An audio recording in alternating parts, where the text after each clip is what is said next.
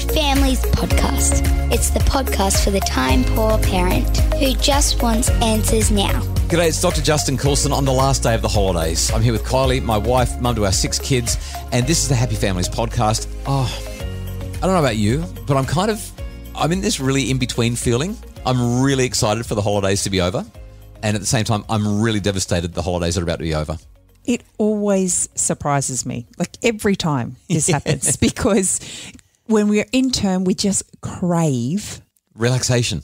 We want to break from the routine. We just want no structure, and we want to do what we want to do.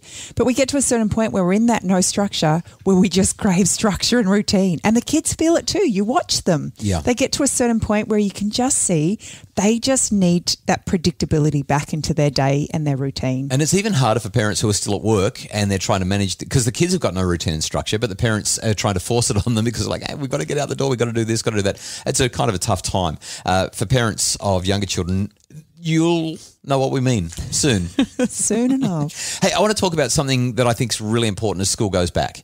Returning to school can be really frightening for some kids. I mean, a lot of kids are actually pretty enthusiastic. They're like, yeah, I get to see my friends. But some kids, not so much.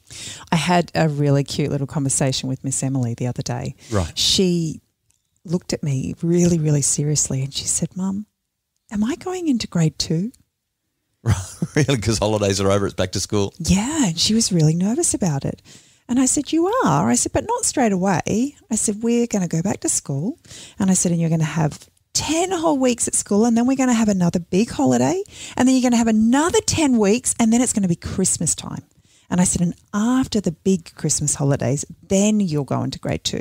But you've still got lots and lots of time with your year 1 friends and your year 1 teacher. Was she feeling okay about that then? Oh, once I said that, you could just visibly see her relax again. Yeah, right. She's starting to, freak out a little bit, get anxious. It's interesting you say that because, well, that's a nice, easy one to resolve. A lot of kids are just nervous. They've either been bullied or they've got no friends or they don't feel like they belong at school. Oh, speaking of which, we're going to have a great conversation on the podcast in a couple of weeks with Dr. Kelly Ann Allen about how to help kids feel like they belong at school. But I wanted to talk as this final holiday podcast before our regular podcasts return about building hope in our kids, because research tells us that being hopeful and optimistic about the future, and they are slightly different things, but being hopeful about the future is one of the best ways to help kids overcome anxiety and depression. And it sounds like you did a good job with Emily, but a lot of parents can't resolve those issues quite so simply. Yeah. So there's 3 steps to building hope. Step 1, find out what the kids actually want, like work towards a goal. What are you looking forward to is basically the question. Step 2, help them to have pathways to that goal. So if that's what you're looking forward to, how can we make that happen? And step 3, give them that sense of agency. That is, empower them. How do you think you can do it? And those 3 things, goals, pathways, and agency, or something that they're working towards, a way to get there and a belief that they can, seems to build the hope that they need to not be so anxious and worried about going back to school on Monday or Tuesday or whatever day it ends up being, depending on student-free days and wherever you are. So I think there's a challenge in there. Yeah, last challenge of the holidays. What is it? Find something that your children are struggling with. Talk about it. Empower them. Help them find pathways. Yeah. Work through those 3 steps and give them some hope. I love that. A parent's job is to be a hope builder.